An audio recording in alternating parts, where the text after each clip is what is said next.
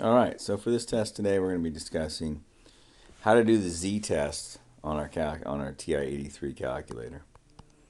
So you're going to go to Stats, and you're going to go to Tests, and then a z-test is right here on the top. You're going to select whether you have data or whether you have statistics. Okay, so suppose I wanted to test h naught mu equals 30 versus not equal 30. So I take a sample rather. I find that I get a mean of 32 and a standard deviation of 6 and a sample size of 100. So I take my calculator. Now this is obviously statistics. So under the null hypothesis, we have 30. Our standard deviation is 6. Notice that they assume you're going to get sigma, but if you don't, you're going to use SX. Our sample mean was 32. We sampled 100 people. It is a two-tailed test. Notice that we will get a z-score of 3.33, which gives us a p-value of 8.58. And so, of course, we'll reject the null hypothesis. Had this been a lower-tailed test, the only thing I would have changed in my scenario was I would have then come down here and grabbed the lower tail, because this is the alternative hypothesis. 3.33 is still our z-score. Okay. And you get a p-value of 0.99. Okay. And something looks funny about that. Let's go back and look at that. 32 less than right. So it looks stupid because I changed the wrong sign. I probably should have had it set up that way as an upper tailed test. Again, the other book will tell you which one to use. That's not a problem. I was just showing you how to do it. So 3.33 is our critical value, our test statistic rather, and our p-value is 4.29 e minus 4. Again, reject h naught.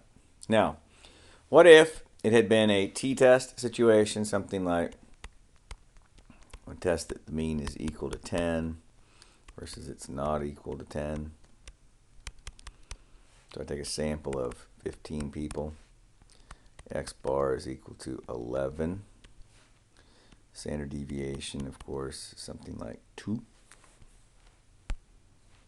So once again, I have statistics, but this time I'm doing a t-test. Oops.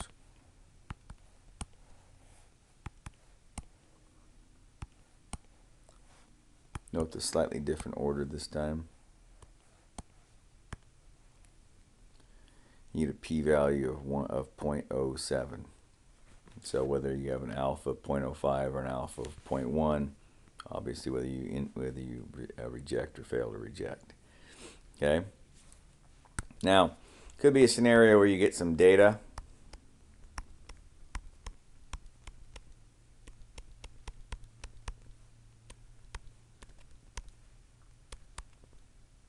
Whatever. And I want to test the claim or something that the mean is less than or equal to 11 versus it's not less than or equal to 11 or something. Now I'm going to pick something a little smaller. 7. There you go. Okay. Now I was given data. So the way to handle this data is to go to Stats, Edit, and then come up here, and I don't need this to be clear, but I'm going to do it anyway. So up here, hit Clear, hit Enter. Don't hit Delete, hit Clear, Enter. And then input your data.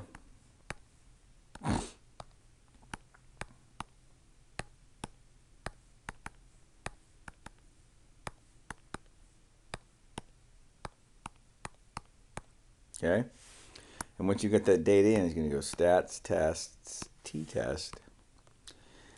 And this time I've got data. Okay, so the mean is 7 under the null hypothesis. My data is in list 1, in fact, and this is an upper tailed test.